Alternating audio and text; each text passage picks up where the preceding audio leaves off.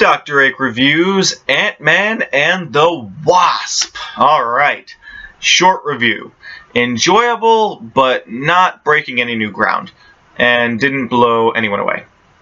The humor was good, villain was well explained, and the writing worked.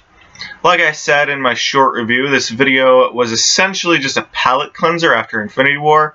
It was a lighthearted movie, lighthearted feel to it, and it explained why Scott wasn't in Infinity War. Writing, I gave a 6 out of 10.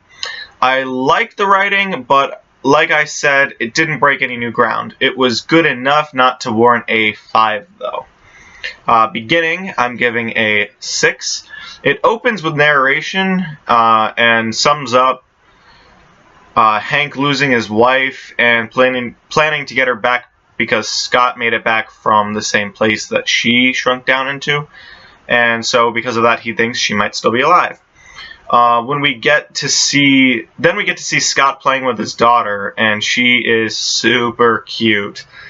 The amount of work that was put into the game that they were playing is really great, and a lot of good humor throughout the beginning. He accidentally puts his foot out of the fence, and because of that they explain, why he isn't in jail and etc. A lot of exposition, but it was funny, and the daughter is just super cute. Ending, I'm giving a 5. The ending is alright. It's a bit anticlimactic, though. Characters get a 6.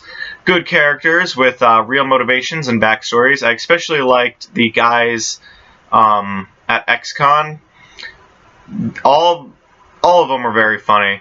Michael Pena in particular. Truth Serum scene was just so funny. Performances, I'm giving a 7. Really great performances by everyone. The only one who wasn't so great was the FBI agent, but on the second viewing and repeat viewings, he didn't seem as annoying, and he was mostly just there for comedic effect, and I didn't hate him as much on not the first viewing. The first viewing, I thought he was just annoying. But like I said before, Michael Pena on Truth Serum was just such good acting by him. Timing, I give a 7. Very good pacing, pretty good throughout. Sound, I'm going to give a 6. Good sound design. Just pretty good sound design. Visuals, I'm giving a 7. Visuals were all pretty good. When Hank is going into the quantum dimension, looks quite good, particularly good. Also, when Ant-Man changes sizes and becomes, Giant Man, that him in particular being Giant Man looks very good. Believability, I'm giving a 7. The performances and writing of the characters make this movie believable. The science does not make sense at all, and I'll get to that. Editing, I'm giving a 6. Good editing. Antagonist, I'm giving a 5. Ghost was alright. We understand why she's doing what she's doing, and we can all sympathize with her. But she jumps to some really great lengths, and at the end, she just kind of stops without much protest. And then there's the restaurant owner guy and his goons, who are antagonists. And they just sucked. I don't know why they were even in this movie. It was boring and filler. And I guess another antagonist you could count as like the FBI. But, and the lead FBI guy, like I said before, is just too silly. It's just, I don't know. There was no twist that I could see. Movie did not make me cry. Production value, I'm giving an 8. Pretty good production value. I'll give them that. The special effects were great. A-list actors, good writing, good directing, good job. Overall enjoyability, I'm giving a 6. It was a fun movie, just another one in the MCU. Didn't feel too different. The best thing going for it was just the humor. But comedy is subjective, so it's really all up to you. Rewatchability / recommendability, I'm giving a 5.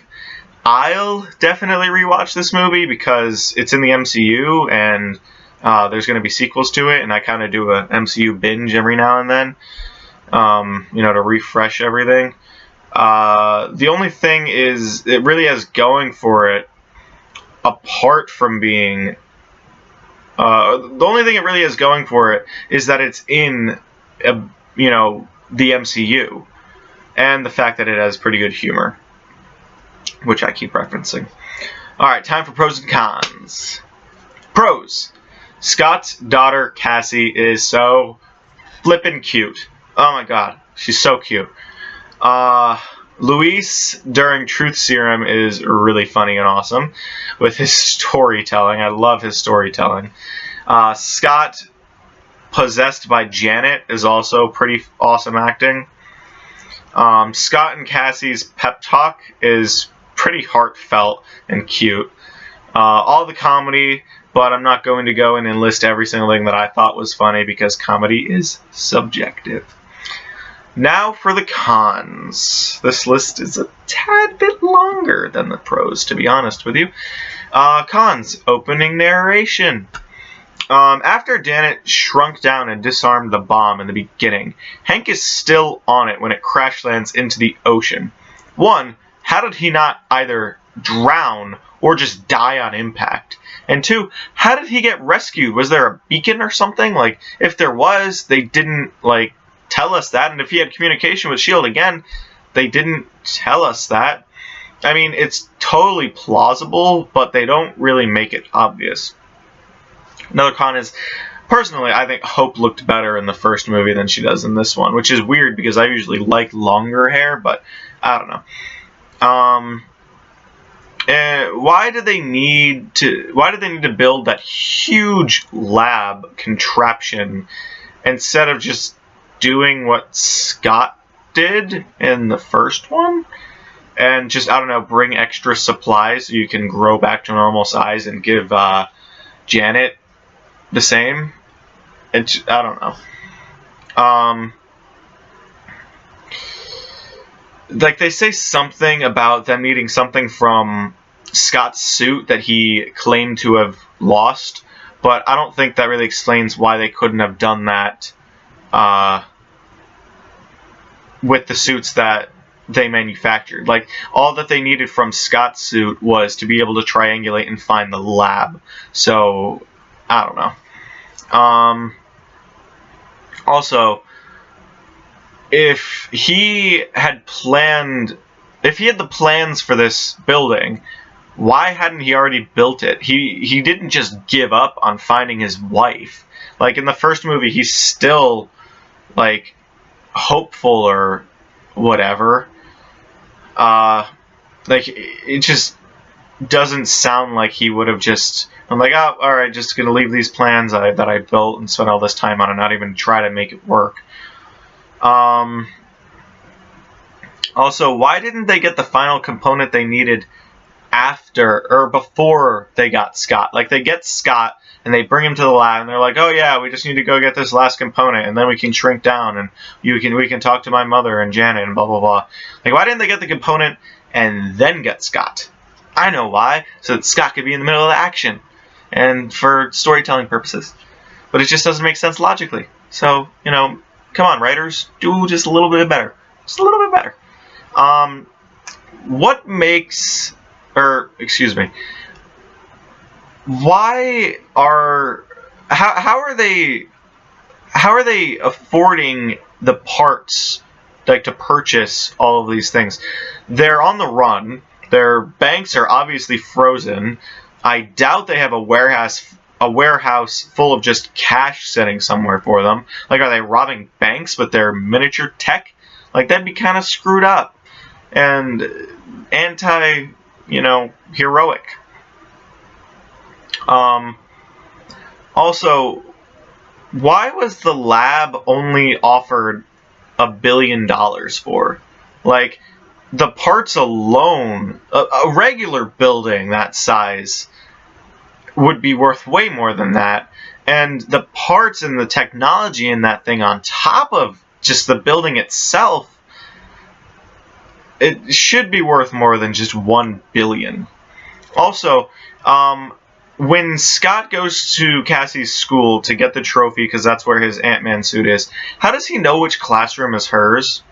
Like, he's been in his apartment for 2 whole years.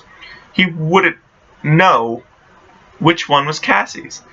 Why does Dr. Foster answer the phone for Scott? Like, when they're all tied up and, you know, they're saying SOS, and then he answers the FaceTime and it's just about Cassie's sneakers.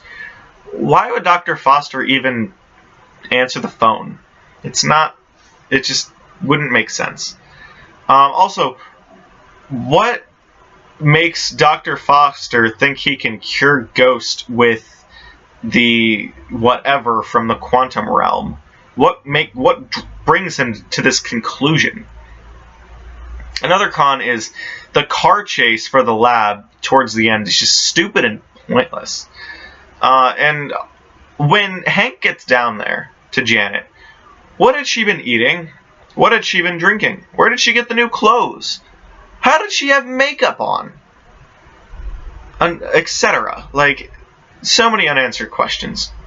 Also, after Scott passes out and Hope goes in the water to save him, if you look at the very next scene after she pulls him out of the water, they're both completely dry. Like, completely dry. Also, why does it take so long for Hank to shrink and then grow when going into and out of the quantum realm? Like, it didn't take nearly that long for Scott in the first movie.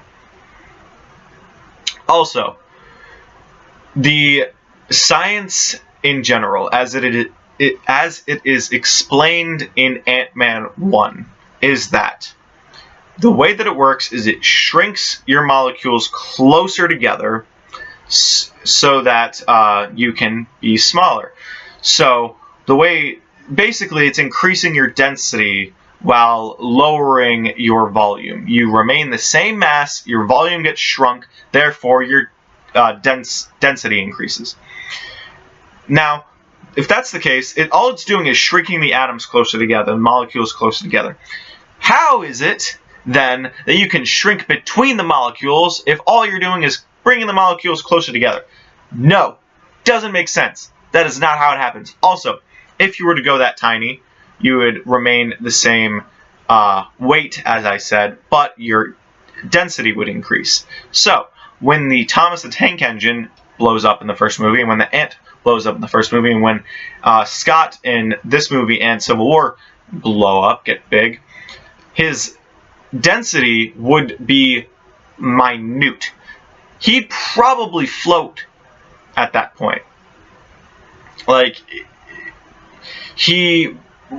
the way the science works in these movies just isn't logical. Most of the MCU movies, it either deals with magic, so you can just write it off as magic, or it's science that's sort of vague or actually makes sense.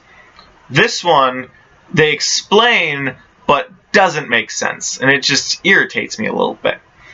That's the end of my rant and the end of the cons. Time for my final thoughts. I know, based on the huge con list, it sounds like I don't like this movie, but I do. I found it enjoyable. Most of the stuff I said was just nitpicks, so don't get me wrong, I like this movie. It's not breaking any new ground, like I said, but it's just a lighthearted movie, and it's mostly comical with some pretty good acting and special effects. Overall, I'm going to give it a 6 out of 10. That concludes my review of Ant-Man and the Wasp. If you'd like to see my other videos, click the thingies. Let me know what you think in the comments, and if you have any suggestions for future reviews, also let me know those as well. Thank you for watching. Feel free to share this video, and I hope you tune into the next one. Bye!